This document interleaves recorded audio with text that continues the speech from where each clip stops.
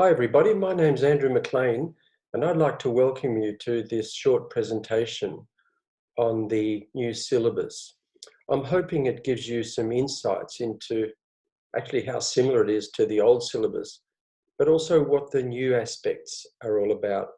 It's really just the story of the horse and explaining in much more detail about how the horse learns and about its evolved mechanisms.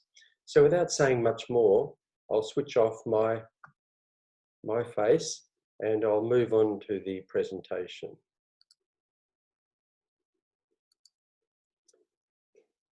Basically, the core elements, as I mentioned, are pretty much the same. The syllabi still include the same but more updated aspects of general knowledge, horse management as it was before, grooming, feeding, healthcare, housing, veterinary care and saddlery, riding position, that doesn't change. And so all of those sorts of things about equestrianism that you know really don't change much at all. But what is new is the addition of the horse's senses, his natural behaviours and biomechanics. We also include quite a bit of groundwork. In fact, in every level, groundwork is emphasised. And the reason for that is that we know for sure that if we have a good controllable horse on the ground, including good brakes and a good accelerator, in other words, the horse is really obedient in hand, then he's going to be a much safer horse under saddle. These ideas are based on the new emerging science called equitation science, which in itself isn't a method, but basically it explains and describes how training works. And it makes the story really interesting as well, because when we teach kids how to understand the behaviors of horses, including the behaviors that we don't want, then the ways of improving and training and fixing problems become much more illuminated. We also heavily emphasize the importance of safety and horse welfare in the new syllabus. Safety has always been a big priority, a huge priority in Pony Club, but we can do better if we know more. If we know more about the horse's behavior, if we know more about his learning, if we know more about not just how we sit on a horse, but actually how he learns. There are also much more modern updates in animal welfare, because in the old days, people just really used animals and they kept them healthy so that they could be used. But the more modern ideas about welfare are about how we can make that animal's life more worthwhile and give them a good life. So basically the syllabi from E all the way through to A are pretty much the same, except that as we go up the scale towards the A certificate, the theory becomes more complex. So that at the end, the kids who finish their A certificate will have a very thorough knowledge about horse behaviour and will be hopefully very good if they continue with their own training, and also as employees if they want to get jobs in the horse industry. They should be very well sought after. Now, the story of the horse is a really interesting one, because the horse is one of those creatures that evolved in the open grassland environment, as opposed to a woodland environment where many others evolve. And living in an open grassland environment basically means that you need to have excellent senses and instincts, because in the open grassland, your predators can sneak up on you when the grass is long, and they know exactly where you are pretty much all the time. And you need to be very much aware of where they are when they're sneaking up on you. So it's not surprising that the horse has the largest eyes amongst almost all vertebrates, for all animals. It has excellent hearing and vision and senses. terrific instincts in bolting off and shying and leaping and anti-predator tactics that we call the flight response. And he's also a group living animal. And this is one of the reasons that made the horse so attractive for humans to ride and to bring into our lives in all sorts of ways and in sport, because the horse is essentially a very social animal.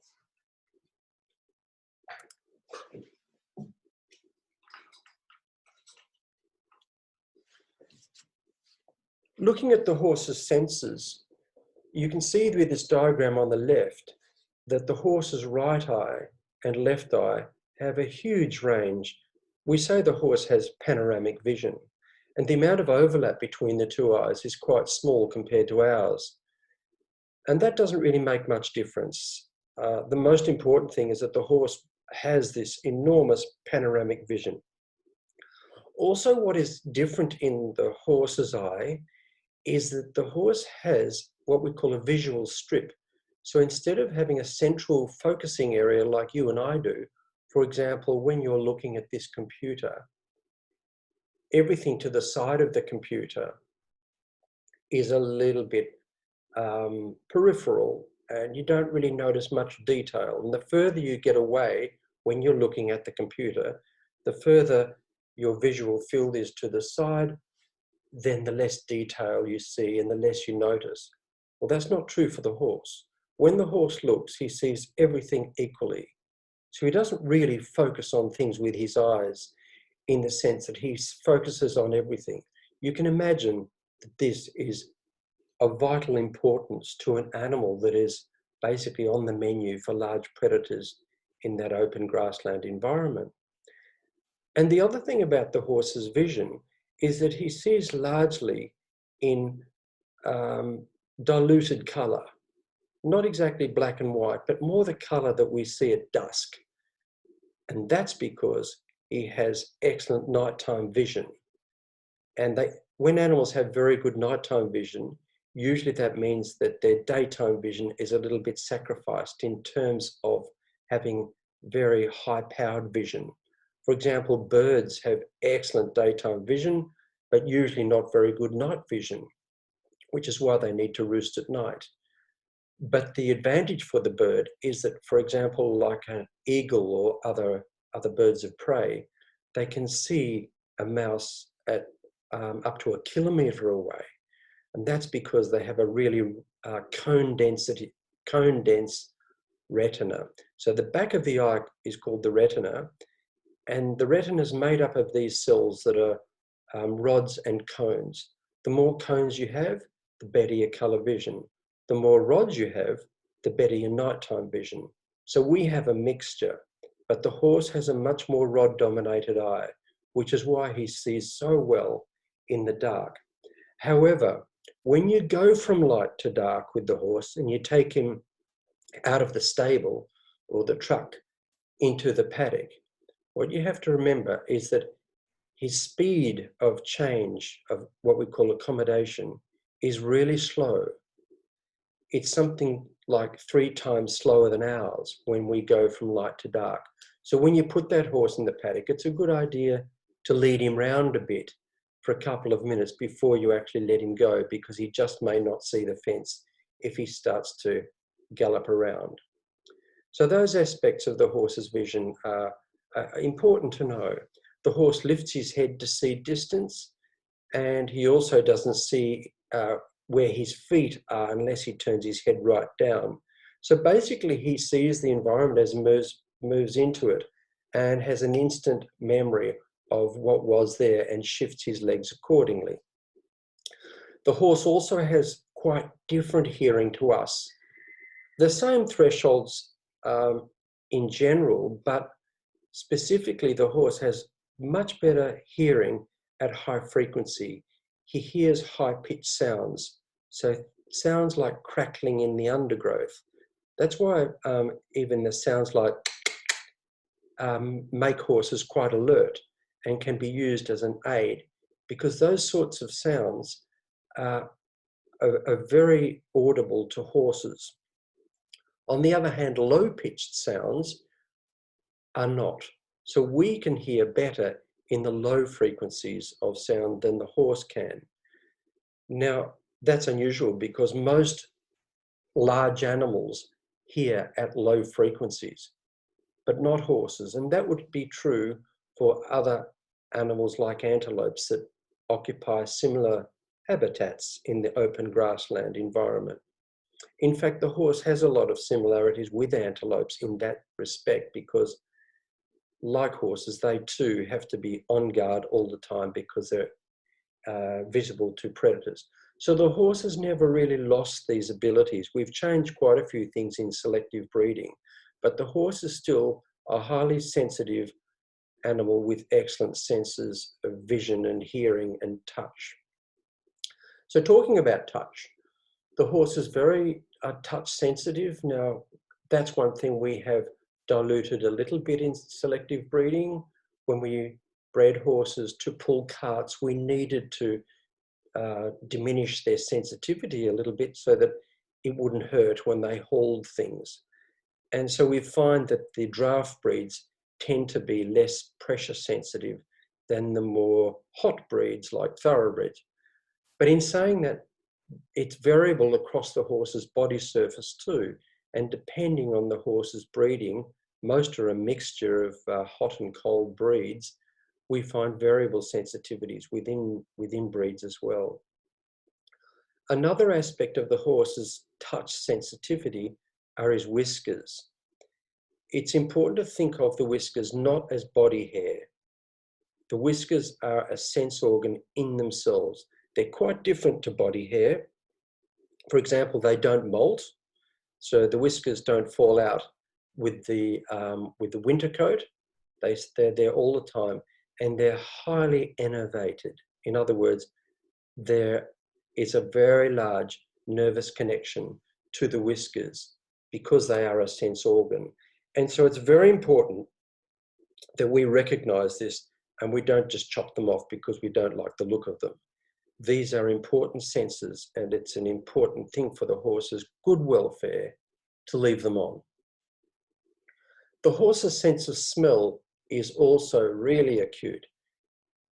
If you can imagine that the long face of the horse is largely to do with not just keeping his eyes above the ground for viewing predators, but also to accommodate an extremely large amount of nasal mucosa.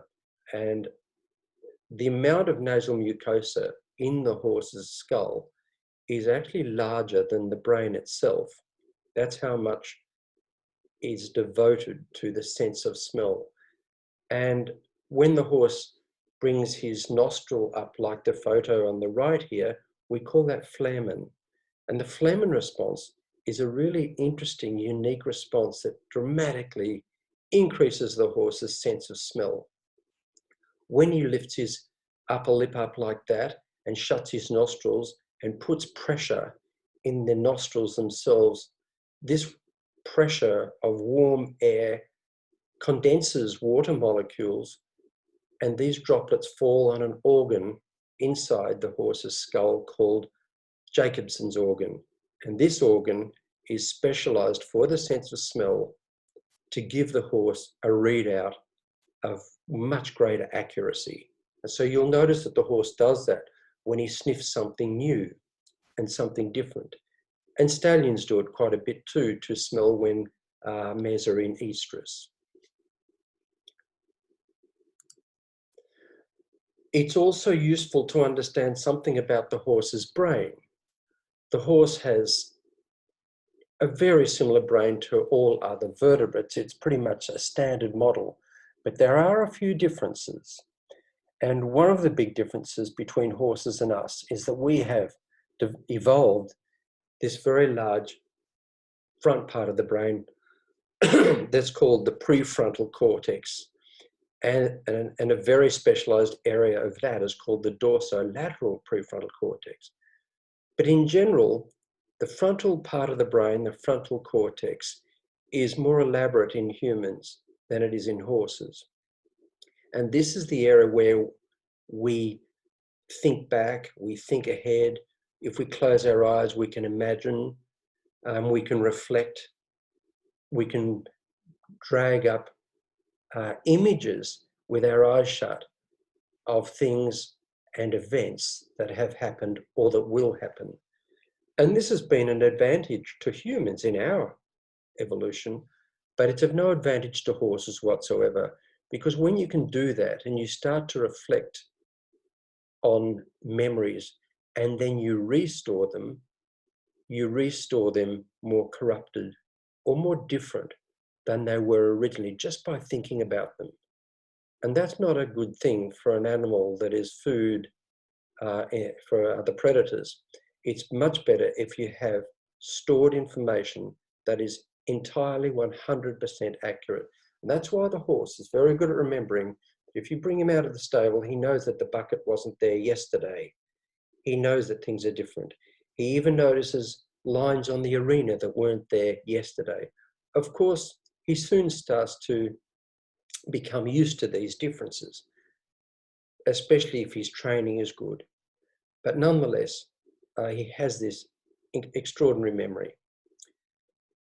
The dopamine is the reward center that we all have. That's, the feel-good neurotransmitter. So dopamine inside that part of the brain for learning, the striatum, is a very important neurotransmitter that reinforces, in particular, certain limb movements. You can imagine when you start to think of it in terms of evolution again, that the horse would need to have very good reward for certain limb movements that allow him to escape and to move his legs in a way that enables him to stay upright, because it's quite a big deal to, when you think about it, for an animal that can weigh 500 or 600 kilograms and to gallop at 70 kilometers an hour. So the horse, the dopamine is especially relevant for rewarding limb movements. Now, why I'm mentioning this is because that's why it's really important to focus on training his legs to do the right thing in terms of stop and go and turn. And we focus on that early training in this Pony Club syllabus, and all good horse breakers that we call horse breakers or foundation trainers, whatever we call them, people who start young horses know this very clearly, that it's really important to control the horse's legs and to try and capture complete control of the legs when you're riding the horse or when you're leading the horse, because it's legs doing out of control things that creates problems. The horse also has this very strong flight response that I mentioned a little bit earlier. And this part of the brain, this small gland called the amygdala, its job is to modulate these fear memories and to basically act like drafting gates, that when information comes into the brain, the amygdala basically says, this one's okay, bypass that one, and it'll take a little bit longer to learn that particular behavior. But when it's got fear involved, it's very, very quick to learn. And that's a problem, because fearful type behaviors like flight response are learned very fast, unfortunately. So things like bucking and bolting and shying and rearing, any anti-predator response, these are all collectively called flight response. And these get the stamp of approval from the amygdala in the horse's brain. So we need to be careful about that. And one of the things that gives the flight response the stamp of approval is basically how far the legs move. In other words, how far the horse gets away from where he shied from the letterbox or whatever he shied from, and how fast his legs went.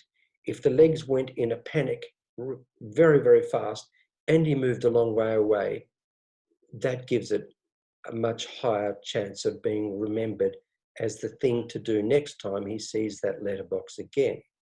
So that's why we need good brakes on the horse, because if we can actually stop the horse when he gets a fright and not let him run so far and so fast, the memory won't be recorded. And this is a basic fact of biomechanics and cognition.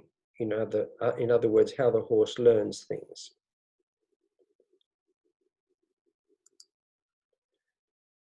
When we look at the horse's way of living, it's sometimes called a herd, but herds usually refer to large groupings of horses.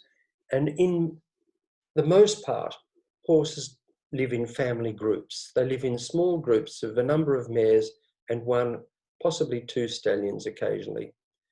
And when we talk about these family groups, we usually refer to them in terms of the dominance for one resource or another, rather than referring to members of the family group as simply being dominant.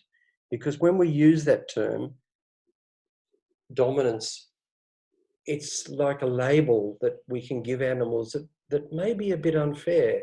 It tends to describe animals as an alpha or something like that, and that it will be bossy. But what we find in all of the studies, and these have been done in almost every continent with feral horses, many people have spent years living in hides, in little tents, watching horses in the normal situation, watching these herds, and nobody has ever seen one horse dominate others more than 70% of the time. In the most case, it's much less than that. And that's because horses are dominant for one resource, but not another. What we see sometimes when we have just two horses together, we might see one horse dominant for everything. And that can happen. But typically what we see is that one horse might be dominant for space, but it won't be dominant for a food resource. And it might not be dominant when it comes to mates or other resources. The other thing is that dominance also fades as animals get what they want. So for example, a horse might be quite dominant for food, but when he's had a fair share, he may then give way to the others. And you can imagine that is a better way of living and a more adaptive way of living. Running herds rather like the military is not very adaptive in terms of evolution, and animals just wouldn't survive like that. So in fact, it's very rare to find animals living in this kind of linear hierarchy that people often talked about. And that idea became popular in the 1970s and 80s, and it's persisted. And we need to lose it, because instead of thinking of horses as dominant or submissive, we need to think more about how we interact with them in terms of learning and training. And the other thing is attachment. How we attach to horses is a really important thing, in that they're social animals, and the more we train them consistently and carefully, and the more we bond with them in kind and generous ways, and we scratch them at the base of the withers, because that's where they like to be scratched mostly, although there are other parts of the body too, but it's mostly just in front of the wither region there. We can begin to form attachments just like they might with other horses. How far this goes between horse and human, we don't quite know. We know much more about dog attachment than we know about horse attachment.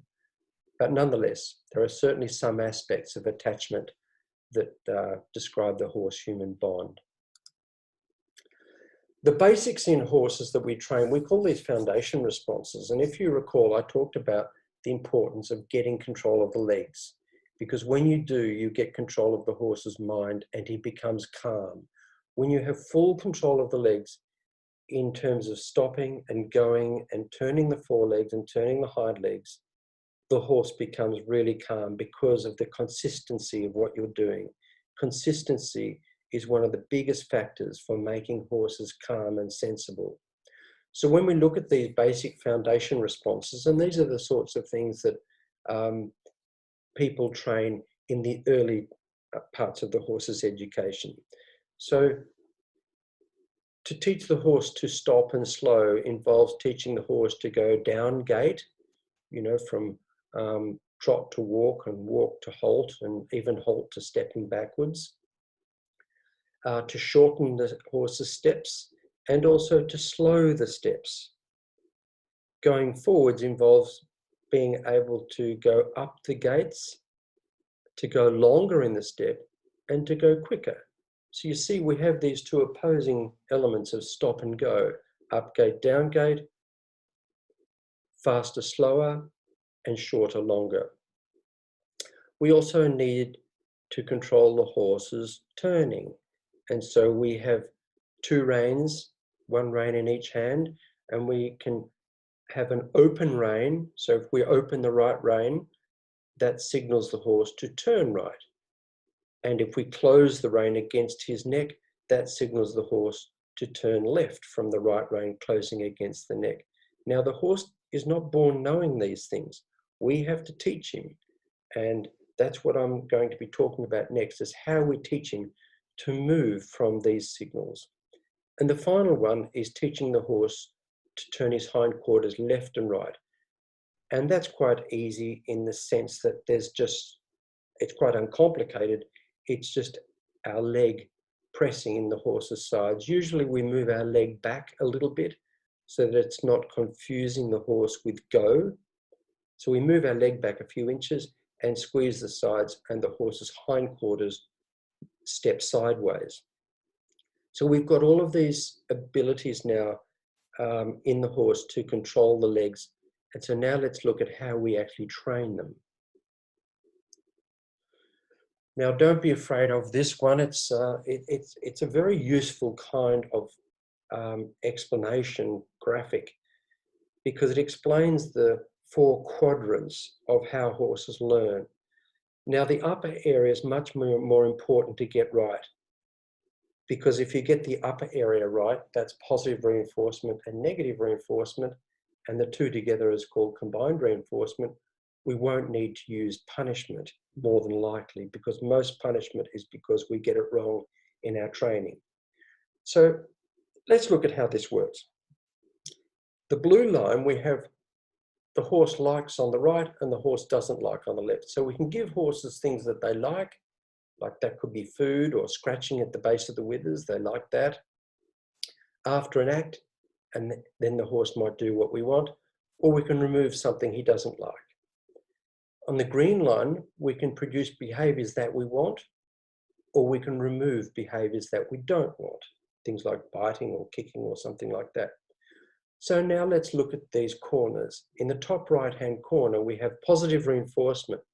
Now, positive, you'll see that term all around the boxes: positive reinforcement, negative reinforcement, positive punishment, negative punishment. Positive means adding. It doesn't mean good. It just means you're giving something. So what positive reinforcement means is you're giving the horse something that he likes to make a behavior that we want. For example, if we want the horse to learn something from the start, like Spanish walk, and we want to teach him to lift his leg, when he lifts his leg in the air, we would give him some food, a treat immediately, because it's got to be immediate in order to be rewarding. And so that's positive reinforcement.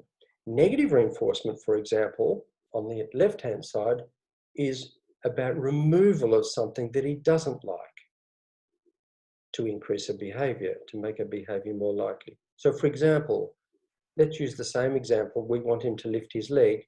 We might tap him with our stick underneath his forearm, and as soon as he lifts his leg, we stop tapping. In other words, we remove it. We remove the tapping. That's the negative part. And hopefully he will learn that when we tap, he will lift his leg. If we use both together, and we can do this in so many areas of training, We call it combined reinforcement. So in that case, what we would do is we would tap him with the stick and he would lift his leg and we would immediately give him food. Or else we can actually use a marker for the behavior. And when we give him the tapping with the stick to lift his leg, as soon as he lifts it, we would say good boy or good or something like that, or use a clicker, whatever, any kind of marker that tells him he did the right thing and that food is coming. And then we would give him a treat, maybe something he would like his normal food, or a piece of apple or carrot or something like that. Down the bottom part, positive punishment, of course, means adding something that he doesn't like to make a behavior go away. And that would be, for example, you give him a smack because he bit you, and maybe that will work. And negative punishment is when you remove, remember negative as minus, it's removal of something that he likes in order to make something go away. An example of that might be you're walking towards the horse and he's pawing. If you walk towards him, you may be positively reinforcing it. But if you turn your back and walk away, he may stop. Now, negative punishment is used quite a lot. It's called timeout when it's used for children in the kindergarten. If Johnny kicks Billy, Johnny might have to do timeout. It's also used in dog training. For example, if the dog jumps up on you, if you spin around and face the other way and remove the attention that you're giving the dog, he finds that negatively punishing and he may stop jumping up on you. So what I'm really emphasizing with this diagram is that if we use a combination of negative and positive reinforcement to train the horse, we will be training much more efficiently, and there's a very high likelihood we won't need to use any punishment techniques at all. Horse riding itself, as you can imagine, involves negative reinforcement. It essentially does, because you have reins in your hand and you're going to be using them in an on-off way. You'll have your legs on the horse's body and you use them in an on-off way, and you might have a stick and you should use that in an on-off way. So rather than one smack, that's something you should never do. You don't need to do it at all. Just use it as a very mild tapping, and tap part of the body that you want to move, and you just keep on tapping with no gaps, because the gap could be rewarding. It could be negatively reinforcing because it's about removal. So have no gaps, keep tapping, but immediately stop tapping when he gives you the answer you want. And this really is the summary of how correct training works. And then, of course, you can make the behavior learn even faster by using positive reinforcement. Under saddle, the most convenient positive reinforcement is going to be scratching at the base of the withers. When we use negative reinforcement, it's worth thinking about using the light aid always to start with, and then increasing the pressure and releasing the pressure. And this should be done within 3 seconds. And usually what we do, and that's the advantage of the horse as he is with his biomechanics, that we do it in 3 beats of the forelegs in almost everything we do. So when we say go, we first squeeze him with our legs, and then in beat 2, if he's not going at all or not going fast enough, we squeeze a bit more and we release on beat 3. And he learns this because if it's only 3 seconds apart, it enables him to remember very accurately the light aid that came first, which was just a hint. And that's why we always start with the light aid. With the reins, our light aid is just the closing of the fingers on the reins that is almost invisible. When we use positive reinforcement, here we go. When we use positive reinforcement, as I mentioned, we can use food or stroking directly after the behavior. But if we do use it directly, we've got to be on time. And that's sometimes hard, to be exactly on time. If there's a little gap between giving the food and the behavior that he gave, he won't put two and two together. They just don't. So what we can do, if timing is a little bit difficult, to get the timing right, we can use a marker. We can say the word good. If we do, we need to make sure that we use a more trainer's voice so that he sounds like, so that the word sounds different to your normal language. So we say good just as he does the right thing, and then we stroke him at the base of the neck or give him a treat, whatever you wish to do. But it is easy, and it is something the horse learns if we stroke him at the base of the neck. But in order to learn it, what is a good idea is to spend time scratching him at the base of the neck until he responds by moving his lips or trying to scratch you back. And you'll find the more you do it, the quicker he responds. And now you've got it as a tool that you can use as a reward. Patting the horse on its own is not rewarding. Everybody pats horses, but it doesn't reward the horse. It's pretty useless. Maybe it makes people feel good. But of course you could train it if you associated patting with rubbing. But I think it's much more sensible to stroke the horse at the base of the neck as a reward. Habituation is a learning process, like we talked about operant conditioning and all of the elements of operant conditioning, positive and negative reinforcement, combined reinforcement, which is the use of both of them together. Well, habituation is another learning process, and that is a simple one. It's just all about the horses getting used to things in their world. So a horse that lives by the railway line becomes used to trains rushing past, etc. There are 6 ways we can desensitize horses to things that they are scared of. Often they're scared of clippers, scared of the vet, scared of umbrellas, scared of moving objects. And these basic ways I'll just describe briefly. Systematic desensitization is where you bring the horse just gradually closer to the thing he's scared of, or you bring the thing he's scared of gradually closer. And that's the most common way. And that's the sort of thing that horse people do all the time, sometimes without even thinking. And the horse becomes used to the things in his world. It's much better that way than suddenly throwing him in the deep end. Counter conditioning is when we associate something that previously was scary with something that is now good.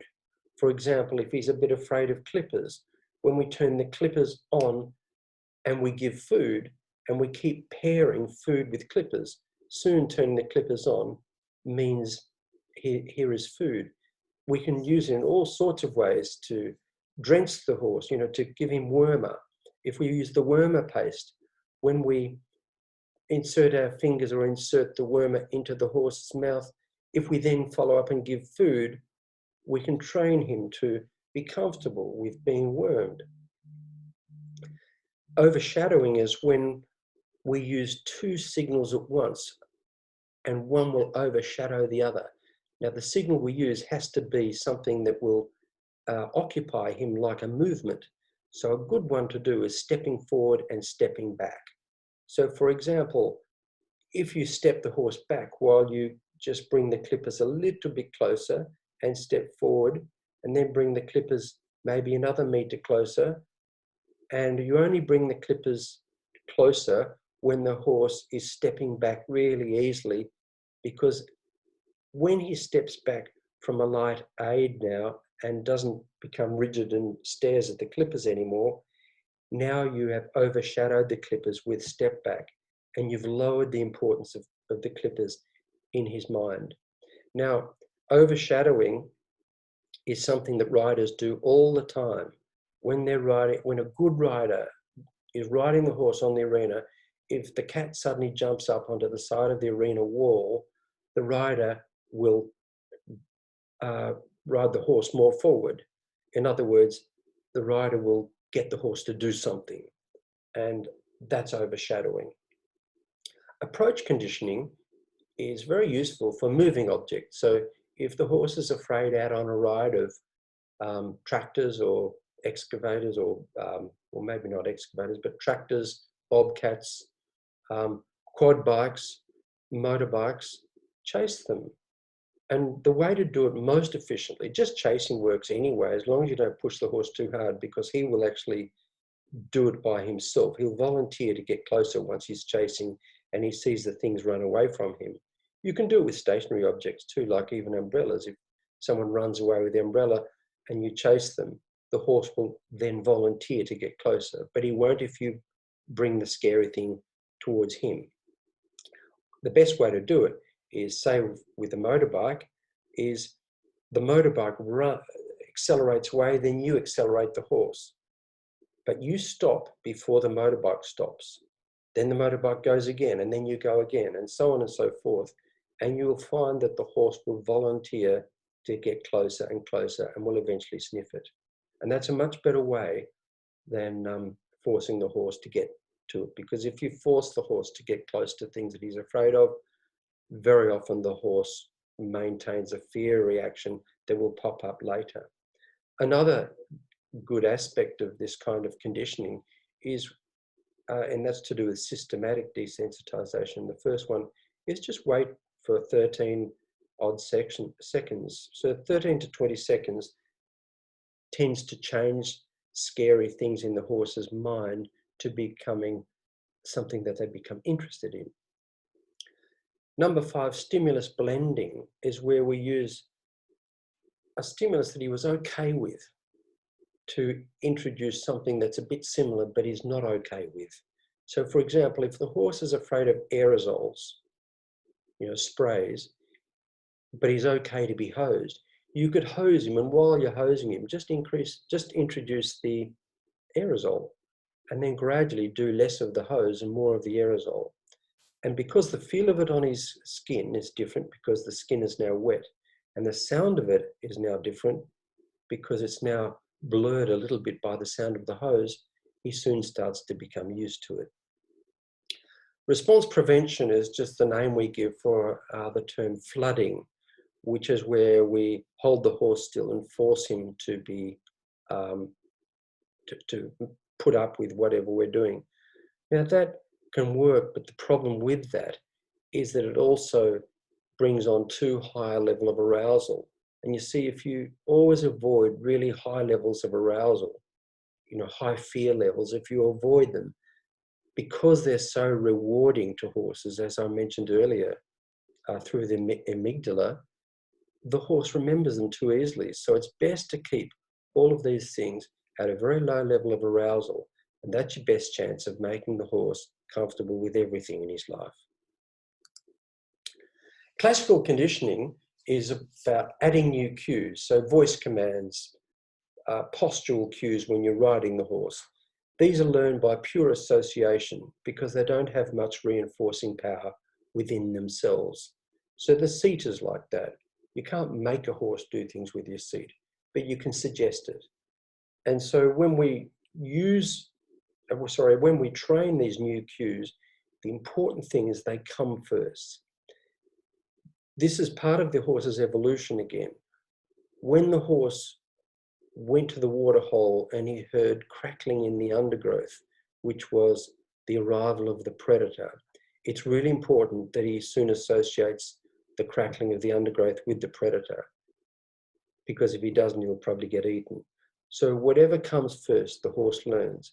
But the same is true for pleasant things. So if he sees that you always arrive in your car to the paddock and open the boot and get the bucket of food out, he soon learns not only to associate the bucket with food, but also the car. That's classical conditioning. He's very, very good at it.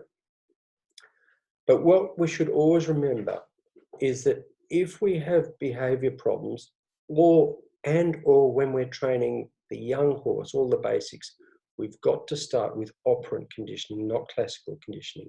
So we need to get all of our pressure release things right, and then we add onto them the cues, because the pressure release part itself has a classical conditioning part in the light aid. The light aid we use first, the closing of the fingers on the reins that's invisible, the closing of the legs on the horse that's invisible, the squeezing of one rein for turning that's invisible. He learns that one by classical conditioning too, because it comes first. And from there, if we want to, we can add on, like adding on more carriages onto a train, at other cues. If we do use voice cues, it's really important that we remember that horses don't learn words, they learn sounds. So if we say something to the horse, for example, we say the word back, it's important that we don't just say back in our normal voice. What we should do is lengthen the vowels and sharpen the consonants. So in other words, we say back, something really clear to the horse that stands out as different to our normal language. Because otherwise, all your voice commands just blur into the normal white noise of human language. As I mentioned, it's really important that we start with pressure release first. So this is a reminder of that.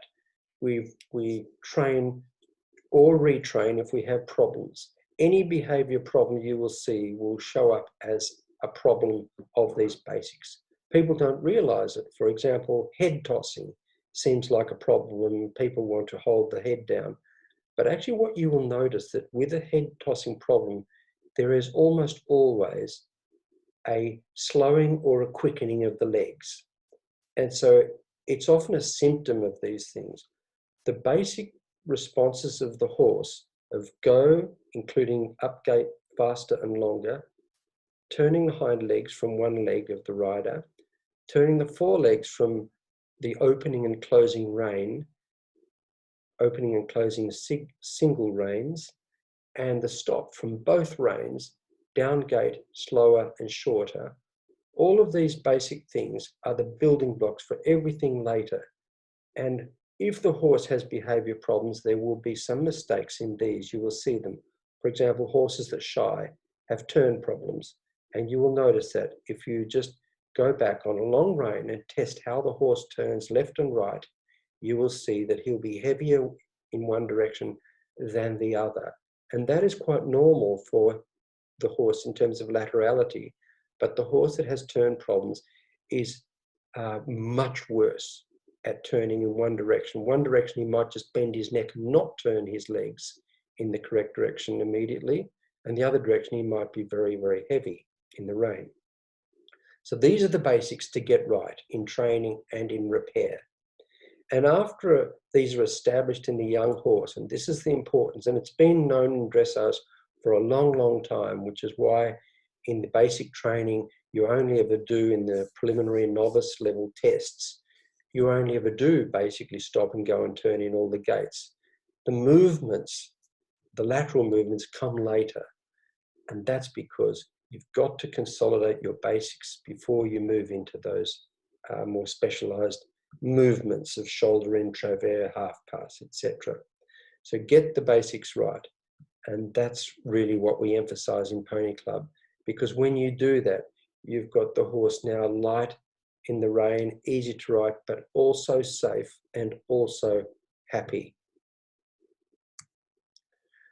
When we shape behaviors, it's really essential that we recognize the basic building blocks of all behaviors, anything we want. So if we want something like Spanish walk, that would involve, as I said earlier, picking up one leg higher. And then it might involve picking the other leg up higher and then joining them together in a sequence.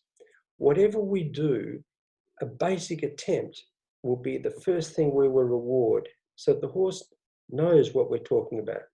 So it's important that we're very gradual, that the answer is obvious to the horse and not something that involves a lot of guesswork for him, because he'll just get tense or switch off, and that we're really consistent. So this basic shaping scale is what we use to train the horse. You'll notice it's a little bit different for those of you who know about the general training scale in dressage, because this is about the training scale of your basic responses, that you start off rewarding the first attempt, then you reward answers from the horse that are immediately come from the aid and from a light aid. Then you reward the fact that the horse keeps his speed, including gait, tempo, and stride length. And then you begin to focus on straightness, that he goes on your line. Straightness is not just about a straight body, it's about the horse basically steering correctly, because crooked horses are drifting one way or the other. Then we focus on the connection that we have. It becomes more stable by now. His outline is changing. And at this level, it goes right through to the higher levels of training, even if we want the horse more collected. And also, we want the horse to be able to do these things wherever and whenever required. So these are very important things. You can imagine, in terms of loading the horse onto the trailer, that we first of all want the horse to basically lead in some respect towards the tailgate. Then we want him to lead from a light aid, stepping towards and onto the tailgate, and be able to stop and step back, all from light aids.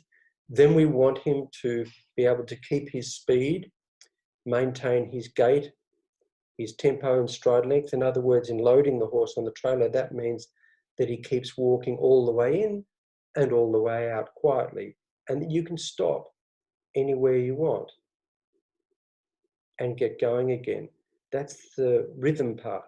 Straightness is now that he goes in exactly a straight line, that he keeps the line that you've asked for and doesn't just wobble all over the place, because you'll notice that when you load horses on trailers, quite often they do a bit of a wobbly line.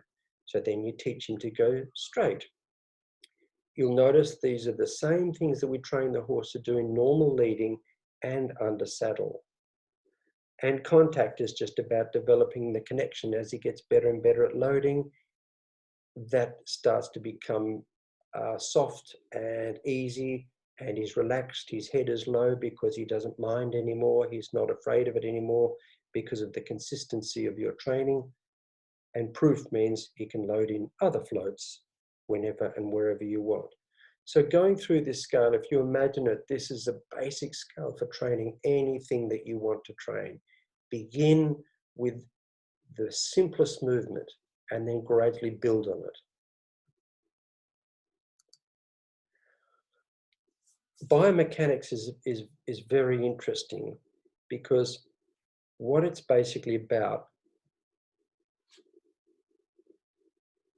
is the coordination of the limb movements from our point of view in training the horse. What we need to recognize is that these limb movements of walk, trot, and canter, and here the horse is trotting, are instinctive and so deeply embedded in the horse that they're not even in his brain, they're in his spinal cord through these two clusters of nerves called central pattern generators. Now, we go into this in a little bit more detail in the later levels, and we don't mention it in the lowest levels. But it is a very interesting area, because the more you know about this, the better you're able to control the horse. These limb movements work in diagonal pairs in horses, except of course in pacers and other breeds that work laterally. But even then, they tend to still move in diagonal pairs in most cases until you train them. So these diagonal pairings, oops, sorry, I'm trying to get this video moving again. It's not moving. Anyway, these diagonal pairings of the limbs are a bit different. One pair tends to move a bit longer and quicker in the air phase, in what we call the swing phase, than the other.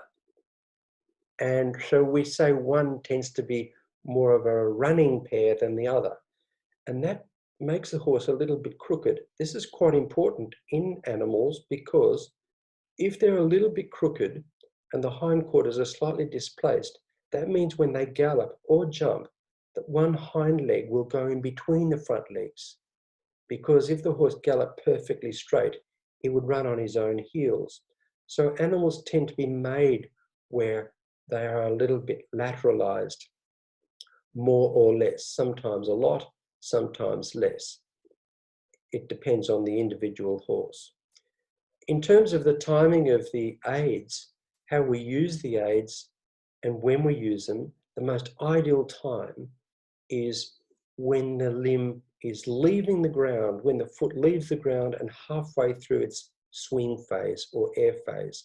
That's when we can stimulate the horse with the rein and leg best. Now, obviously, therefore, the walk is the best movement, and that's been known by the great masters for a long time. It's for a few hundred years, the great masters of horse training have been saying that the walk is the mother of all the gaits. And the reason for that is that every limb is separated in time, whereas in trot and canter some are together. And also it's slow, so you can influence it. So doing work at the walk is really valuable.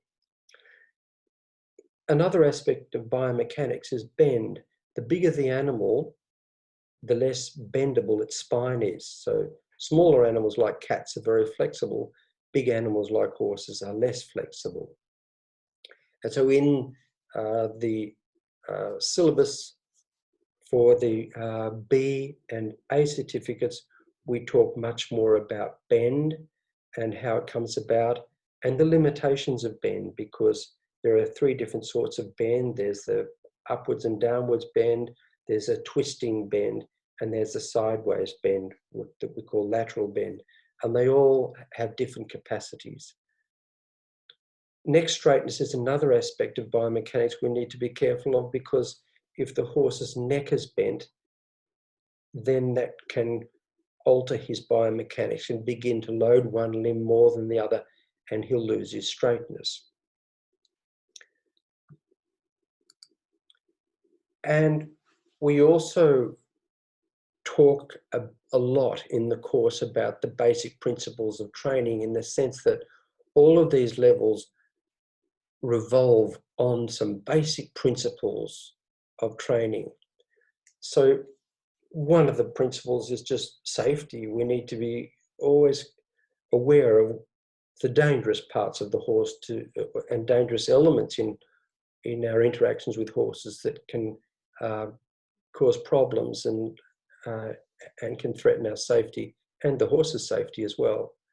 We need to understand what the flight response is, that it includes bolting, rearing, bucking, shying, etc. We need to understand that the horse doesn't reason like we do, but he has an extraordinary memory, and that he also learns very well by operant conditioning and classical conditioning. We need to make sure that we prioritize calmness and our training is consistent. In other words, try to do the same thing in the same ways in the same places when you train him. We try to learn ways of getting horses used to the things that scare him and make him calm so his world is a happier place. We use our pressure release and our rewards effectively and carefully, and always begin with a light aid. We avoid punishment. We use our voice, seat, and weight aids correctly. That's the classical conditioning part. And recognize that if you want to teach a horse a voice aid, make sure the voice comes first before you give the pressure aid. So if you're leading the horse, for example, and you want him to learn the term walk on, you would say walk on and then immediately give him the lead signal. That's how he learns it most efficiently. If you do it at the same time, he still learns it, but it's slower. We need to remember about shaping behaviors and train gradually. We should give just one aid at a time rather than multiple aids, because that's confusing. That's like saying more than one word in one moment. That's incomprehensible for us. It's just as bad for the horse. Every aid should be related to just one response, just like each word means a different thing to a human. That makes sense. And finally, to always focus on self-carriage, that we train the horse to go and to respond in terms of his speed, his straightness, and the outline of his body himself. So that, in other words, we're not holding him round, We're not holding rein pressure to keep him slow. We're not squeezing with the legs constantly to keep him going. In other words, he learns to do it himself, because that's good ethics, that's good welfare, and that means the horse will last, and it creates a better bond between the horse and the person. And finally, this is the last slide, we need to think about the difference between care and welfare.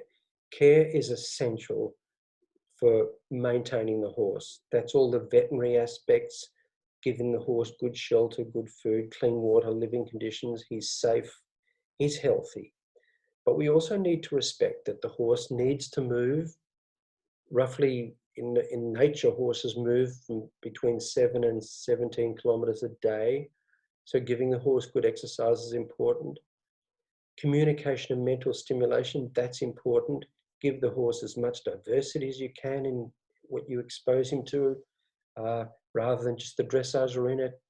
If you can, take him in different places, trail rides, teach him many different things, teach him lots of tricks, that's good fun, and communicate with him clearly. And that means train him very effectively using these tools that of pressure release, in other words, operant conditioning and positive reinforcement, and train him very clearly where one signal just means one thing to the horse at a time.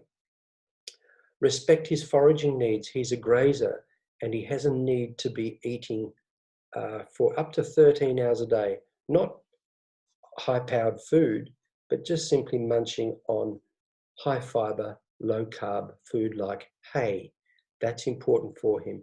If we don't do that, he's more likely to develop wind sucking and crib biting and stereotypical behaviors like that. So recognizing the horse's need for these basic things, because he is a horse and he's different to us. And the last thing is his social needs.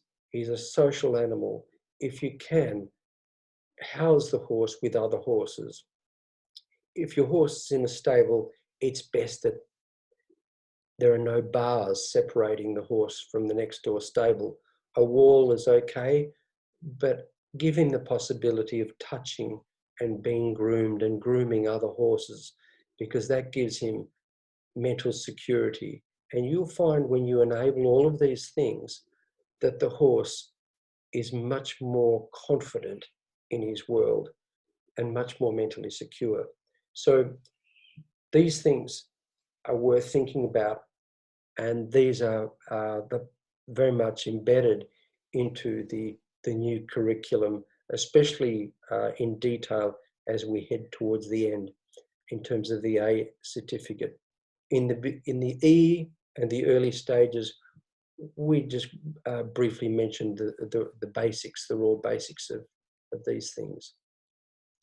So I hope this has helped you understand the revision of the new Pony Club syllabus, and I wish you the very best of luck, and I'm hoping that you feel free to refer back to this PowerPoint presentation whenever you need to.